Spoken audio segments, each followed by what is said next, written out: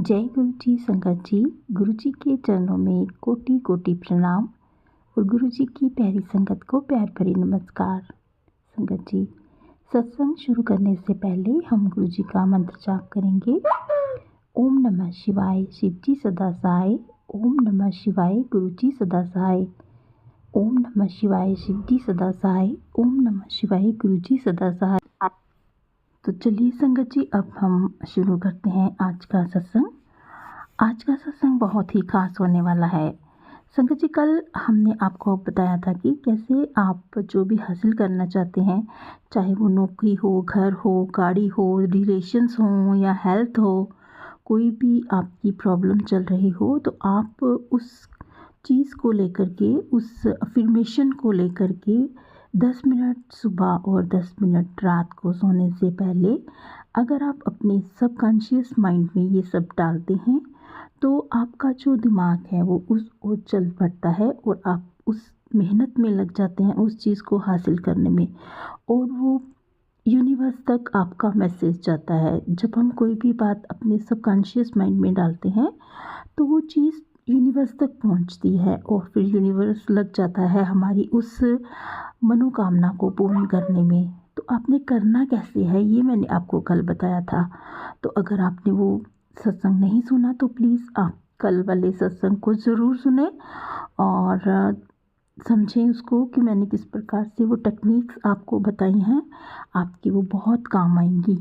तो ऐसे ही मैं आपको आज कुछ उपाय बताऊंगी कि आपने, अगर आप चाहते हैं कि आपके धन में वृद्धि हो, धन में वृद्धि अपने आप नहीं होगी। जब हम उस कार्य को करेंगे, उस मेहनत को करेंगे, तो हमें कोई ना कोई ऐसा जॉब मिल जाएगी, हमें कुछ ना कुछ ऐसा काम हमारा बढ़ जाएगा कि हमारी जो इनकम है उसमें इम्प्रूवमेंट होगी। तो आपने करना क्या है, आपने हर रोज़, हर मतलब शुक्रवार को श्री सूक्त का पाठ करें, जिससे कि महालक्ष्मी जी बहुत प्रसन्न होती हैं। और आप नहीं तो आप अगर रोज़ाना शिव मंदिर में जाते हैं तो आप वहाँ पर दूध और जल ये चढ़ाएं और ओम नमः शिवाय का 108 जाप आप डेली करें। और सोमवार के दिन, मंडे को, यानी स्पेशली मंडे को, रोज़ाना नहीं, मंडे को आप शिवलिंग पर बेलपत्तर, अक्षत, अक्षत होते हैं चावल, बेलपत्तर, अक्षत और शुद्ध जल चढ़ाएं। और अगर आप श्री महालक्ष्मी मंत्र के साथ ओम श्रीम ह्रीम क्लीम महालक्ष्मी नमः का जाप करें तो इससे भी आप जो हैं, इससे आपकी जो मनोकामना है वो पूर्ण हो सकती है।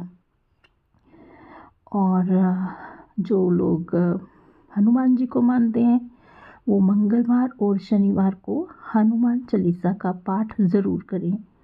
बजरंग बली को गुड़, चने और चमेली के तेल का दीपक चढ़ाएं। और इसके अलावा आप दूसरे उपाय भी कर सकते हैं, जैसे गाय को हरा चारा और रोटी खिलाना, और काले तिल, आटा और गुड़ का दान करें, ज़रूरतमंदों को भोजन करवाएं। इससे भी धन में वृद्धि होती है। अगर नहीं भी कुछ कर सकते तो घर में तुलसी जी का पौधा लगाएं और रोज़ दीपक जलाएं। इतना तो आप कर ही सकते हो कि घर में तुलसी का मतलब पौधा लगाकर उसमें आप रोज़ाना दीपक तो जला ही सकते हो। और तुलसी माता को जल अर्पित कर सकते हो। और ये छोटे छोटे उपाय करने से बहुत ही ज़्यादा फ़र्क पड़ेगा। और घर में जो भी आपके कबाड़, टूटे फूटे सामान जो हैं उसको हटा दें। इससे क्या होता है कि नकारात्मक ऊर्जा जो होती है वो दूर होती है। अगर आप टूटे फूटे सामान घर में रखेंगे तो एक तो वो आपको परेशानी देंगे। जब भी आप देखेंगे कोई चीज़ टूटी हुई है, आपके मन को खुद ही परेशानी होगी। आप उसको दूर कर दें, कहीं छुपा के रख दें या फिर फेंक दें, अगर फेंक सकते हैं तो फेंक दें उसको। और इसके अलावा आप पीले कपड़े पहने गुरुवार को, और केले के पेड़ की पूजा करें। तो ये छोटे छोटे उपाय हैं, जो भी आपको इसमें से आसान लगे, आप सोचते हैं कि ये मैं कर सकता हूँ, ये मेरे लिए इजी चीज़ है, तो आप वो करें। इनमें से कोई भी एक उपाय आप ज़रूर करें और उसको आप नियमित रूप से करें। तो देखना, थोड़े ही कुछ ही महीनों में आपके घर में बरकत आने लगेगी।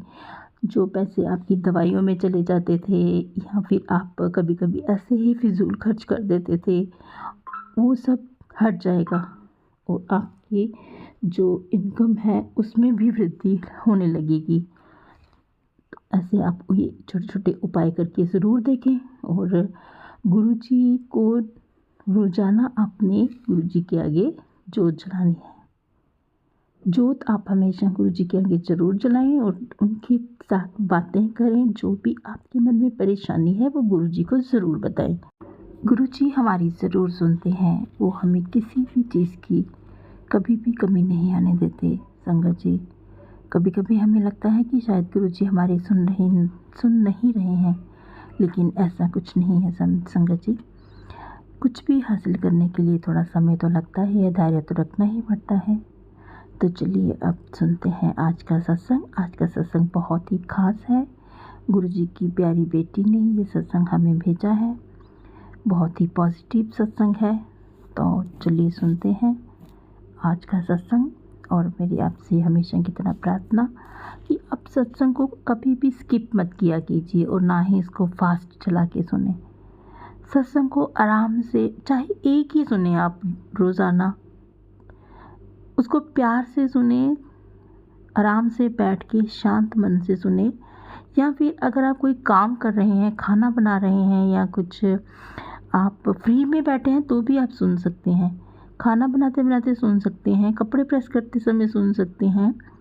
उसमें हमने कोई मेहनत थोड़ी ना करनी है, बस हमने अपने मोबाइल को चला देना है, सत्संग चला के रख देना है और जो भी काम हम कर रहे हैं वो हमने करते रहना है और सुनते रहना है।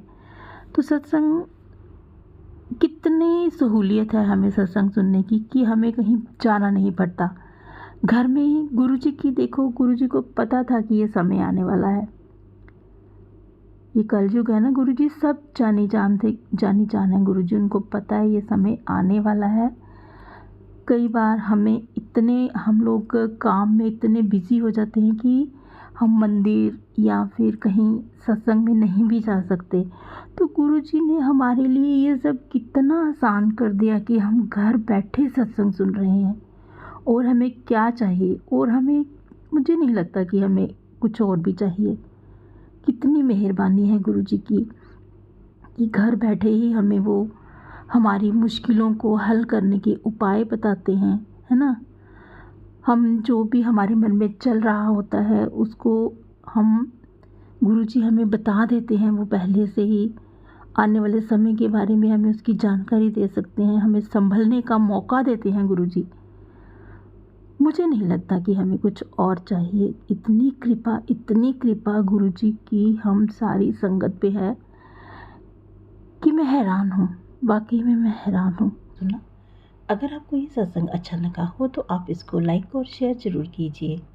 और अगर आप भी अपना सत्संग शेयर करना चाहते हैं तो आप हमें डिस्क्रिप्शन में दिए गए व्हाट्सएप नंबर पर अपना सत्संग शेयर कर सकते हैं। हम आपके सत्संग को संगत में शेयर करेंगे। तो संगत जी, आज के लिए बस इतना ही। कल फिर मिलेंगे किसी नए सत्संग के साथ। तब तक जय गुरु जी, शुक्राना गुरु जी। गुरु जी के चरणों में कोटि कोटि प्रणाम। अपना और अपने प्रियजनों का ख्याल रखिएगा।